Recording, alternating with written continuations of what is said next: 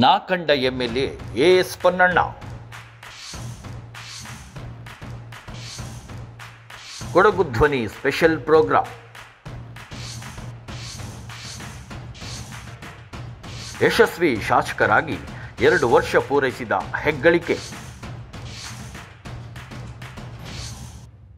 ಜನಪ್ರಿಯ ಶಾಸಕರಾಗಿ ಜನರ ಮನಸ್ಸು ಗೆದ್ದ ಕೊಡಗಿನ ಕುವರ.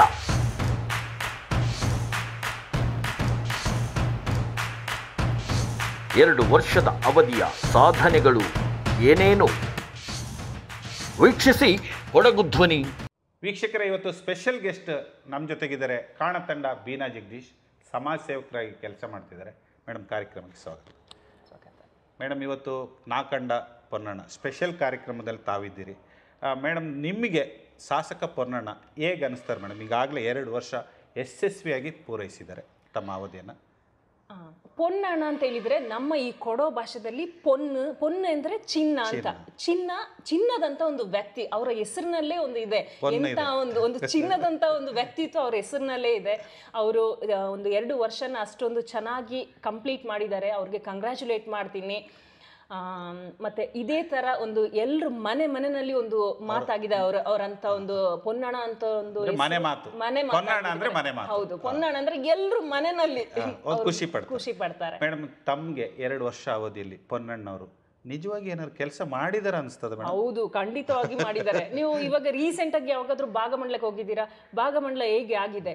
ಮುಂಚೆ ಇದ್ದ ಭಾಗಮಂಡಲ ನಮ್ಮ ಒಂದು ಪುಣ್ಯಕ್ಷೇತ್ರ ಅಲ್ಲ. ಭಾಗಮಂಡಲ ಅಂತ ಹೇಳಿದ್ರೆ ಒಂದು ಪುಣ್ಯಕ್ಷೇತ್ರ. ಆ ಮುಂಚೆ ಇದ್ದ ಭಾಗಮಂಡಲ, ಇವಾಗಿದ್ದ ಭಾಗಮಂಡಲ ಒಂದು ಬೃಂದಾವನ ಗಾರ್ಡನ್ ತರನೇ ಮಾಡ್ಬಿಟ್ಟಿದ್ದಾರೆ. ಅದು ಒಂದು ಕೊಡಗಿಗೆ ಅದು ಒಂದು ಎಕ್ಸಾಂಪಲ್ ಸಾಕು. ಈ ಸಣ್ಣ ಪುಟ್ಟ ಕೆಲಸ, ರೋಡ್ ಅದು ಇದೆಲ್ಲ ಎಲ್ಲರೂ ಮಾಡ್ತಾರೆ, ಎಲ್ಲರೂ ಮಾಡಿದ್ದಾರೆ.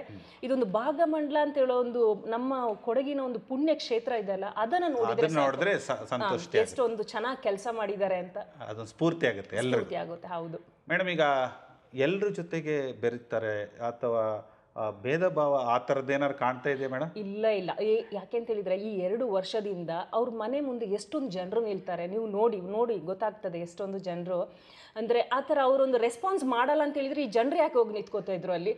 1 ಸಲ ಹೋಗ್ತಾ ಇದ್ರು, 2 ಸಲ ಹೋಗ್ತಾ ಇದ್ರು. 2 ವರ್ಷದಿಂದ ಅವ್ರ ಮನೆಯಲ್ಲಿ ಅದೇ ತರ ಜನರು ಇದ್ದಾರೆ. ಅವ್ರಂದ್ರೆ ಅಷ್ಟು ಚೆನ್ನಾಗಿ ಸ್ಪಂದಿಸ್ತಾರೆ. ಎಲ್ಲೂ ಕೂಡ ತಾರತಮ್ಯ ಅನಿಸ್ತಾ ಇಲ್ಲ. ಮತ್ತೆ ಯಾರೇ ಒಬ್ರು ಒಂದು ಕಷ್ಟನ ಹೇಳ್ಕೊಂಡು ಹೋದ್ರು, ಇಲ್ಲ ಏನಾದ್ರೂ ಒಂದು ಮಾತಾಡಿದ್ರು ಅಷ್ಟೊಂದು ತಾಳ್ಮೆಯಿಂದ ಕೇಳ್ತಾರೆ. ಸಣ್ಣ ಮಕ್ಕಳಿಂದ ಹಿಡಿದು ಎಷ್ಟೇ ಒಂದು ದೊಡ್ಡವ್ರ ತನಕ ಅಷ್ಟು ರೆಸ್ಪೆಕ್ಟ್ ಕೊಟ್ಟು. ಹೌದು ಮೇಡಮ್, ಈಗ ತಾವು ಅಭಿವೃದ್ಧಿ ವಿಚಾರದಲ್ಲಿ ಮಾತಾಡೋದಾದ್ರೆ ಮೇಡಮ್, ತಾವು ಏನಾದ್ರು ಕಂಡಂಗೆ ಅವರ ಕೆಲಸಗಳು ಅಭಿವೃದ್ಧಿಯತ್ತ ಸಾಗ್ತಾ ಇದೆಯಾ? ತಮಗೆ ಯಾವ್ದಾರು ಒಂದು ಹೇಳ್ಬೋದಾ? ನಮ್ಮ ಈ ನಿಸರ್ಗ ಲೇಔಟಲ್ಲಿ ಈ ಕಾವೇರಿ ಕಾಲೇಜಿಂದ ಅಲ್ಲಿವರೆಗೆ 2 ಸೈಡ್ ರೋಡ್ ಸೈಡ್ ನೋಡಿದ್ರೆ ಸಾಕು, ಎಷ್ಟೊಂದು ಚೆನ್ನಾಗಿ ಕೋಟಿ ಒಂದು ಹಣವನ್ನ ಇದು ಮಾಡಿ ಮಾಡಿ ಒಂದು ಎಷ್ಟೊಂದು ಕೆಲಸವನ್ನು ಮಾಡಿಸಿದ್ದಾರೆ ಅಂತ ಹೇಳಿದ್ರೆ ಈ ನಡ್ಕೊಂಡು ಹೋಗೋರಿಗೆ, ಪಾದಚಾರಿಗಳಿಗೆ ಎಷ್ಟೊಂದು ಯೂಸ್ಫುಲ್ ಆಗಿದೆ. ಈ ಕಾಲೇಜ್ ಮಕ್ಕಳಿಗೆ, ಕಾವೇರಿ ಕಾಲೇಜಿಂದ ವಾಪಸ್ ಈಗ ಟೌನ್ ಸೈಡ್ ಹೋಗೋರಿಗೆ ತುಂಬಾ ಒಂದು ಯೂಸ್ಫುಲ್ ಆಗಿದೆ. ಮತ್ತೆ ನಮ್ಮಂತವ್ರು ವಾಕಿಂಗ್ ಮಾಡ್ಬೇಕು ಅಷ್ಟೇ. ಮುಂಚೆ ಅಂದ್ರೆ ರೋಡ್ ಸೈಡ್ ಅಲ್ಲಿ ನಡ್ಕೊಂಡು ಹೋಗೋದೇ ಭಯ ಆಗ್ತಿತ್ತು.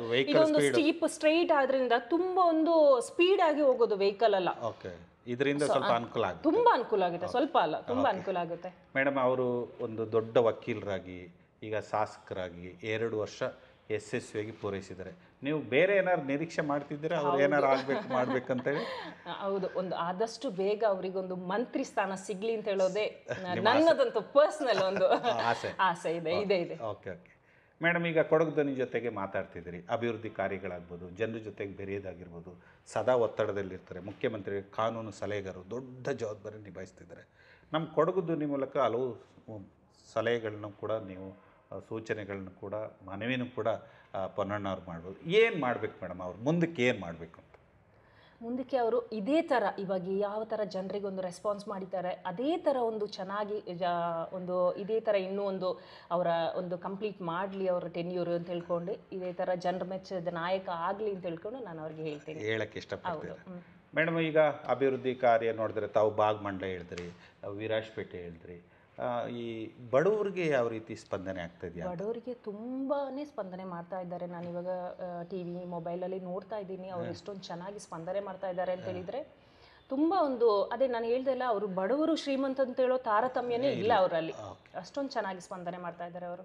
ಮೇಡಮ್, ಈಗ ಕ್ರೀಡೆ ವಿಚಾರಕ್ಕೆ ಬಂದರೆ ತಾವು ಕೂಡ ಎಲ್ಲ ಕ್ರೀಡೆಯಲ್ಲಿ ಭಾಗವಹಿಸ್ತೀರಿ, ಸಹಕಾರನ ಕೊಡ್ತಾ ಇದ್ರಿ.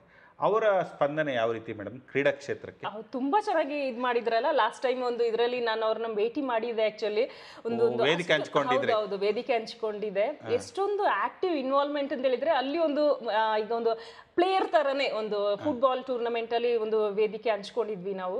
ಅವಾಗಷ್ಟೇ ಎಷ್ಟೊಂದು ಲೈವ್ಲಿ ಆಗಿದ್ರು ಅಂತ ಹೇಳಿದ್ರೆ ಅದೇ ಯಾವ ಯಾವ ಕ್ಷೇತ್ರಕ್ಕೆ ಬೇಕು ಆ ತರ ಇರ್ತಾರೆ ಅವರು. ಹೌದು, ಒಟ್ಟಾಗಿ ಈ ಕ್ಷೇತ್ರದಲ್ಲಿ ಅವರು 2 ವರ್ಷ ಪೂರೈಸಿದ್ದು ನಿಮಗಂತೂ ಸಂತೋಷ ಕೊಟ್ಟಿದೆ? ತುಂಬಾನೇ ಸಂತೋಷ ಇದೆ, ತುಂಬಾನೇ ಸಂತೋಷ ಇದೆ, ಖುಷಿ ಆಗುತ್ತೆ, ತುಂಬಾ ಖುಷಿ ಆಗುತ್ತೆ. ಅಂತಿಮವಾಗಿ ಮೇಡಮ್ ಕೊಡಗು ಧ್ವನಿ ಮೂಲಕ ನಮ್ಮ ಶಾಸಕರು, ನಮ್ಮೆಲ್ಲರೂ ಶಾಸಕರು, ಈ ಕ್ಷೇತ್ರದ ಶಾಸಕರು, MLA AS ಪೊನ್ನಣ್ಣ, ನಾ ಕಂಡ ಪೊನ್ನಣ್ಣನಿಗೆ ಏನು ಹೇಳಕ್ಕೆ ಇಷ್ಟ? ನಾ ಕಂಡ ಪೊನ್ನಣ್ಣನಿಗೆ ಅವರು ಆದಷ್ಟು ಬೇಗ ಒಂದು ಮಂತ್ರಿ ಸ್ಥಾನ ದೊರಕಲಿ ಅವ್ರಿಗೆ ಅಂತ ಹೇಳ್ಕೊಂಡು ನಾನು ಅವನಿಗೆ ಹಾರೈಸ್ತೇನೆ. ಪ್ರಿಯ ವೀಕ್ಷಕರೇ, ಈ ಕ್ಷೇತ್ರದಲ್ಲಿ ಜನಪ್ರಿಯ ಪೊನ್ನು ಅಂದರೆ ಪೊನ್ನಣ್ಣ ಮನೆ ಮಾತಾಗಿದ್ದಾರೆ. ಅವರು ಈ ಕ್ಷೇತ್ರದಲ್ಲಿ ಒಂದು ಮಂತ್ರಿ ಆಗಬೇಕು, ಅದನ್ನು ನಾನು ನೋಡಬೇಕು, ಈ ಜನ ನೋಡಬೇಕು ಅನ್ನೋ ಆಸೆನ ಕಾಣತಂಡ ಬೀನಾ ಜಗದೀಶ್ ಅವರು ಹಂಚ್ಕೊಂಡಿದ್ದಾರೆ. ಈ ಒಂದು ವಿಶೇಷ ಕಾರ್ಯಕ್ರಮದಲ್ಲಿ ನಮ್ಮೊಟ್ಟಿಗೆ ಹಲವು ವಿಚಾರಗಳನ್ನು ಹಂಚ್ಕೊಂಡಿದ್ದಾರೆ. ಕಾರ್ಯಕ್ರಮದ ಅಂಗವಾಗಿ ಧನ್ಯವಾದಗಳು. ಧನ್ಯವಾದಗಳು.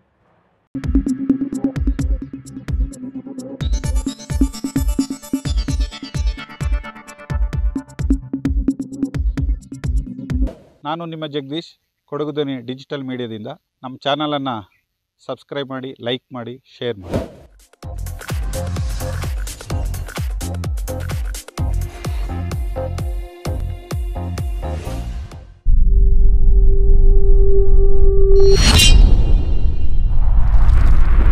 ಕೊಡಗು ಧ್ವನಿ ಡಿಜಿಟಲ್ ಮೀಡಿಯಾ ಇದು ಕೊಡಗಿನ ನಂಬರ್ 1 ಯೂಟ್ಯೂಬ್ ಚಾನಲ್.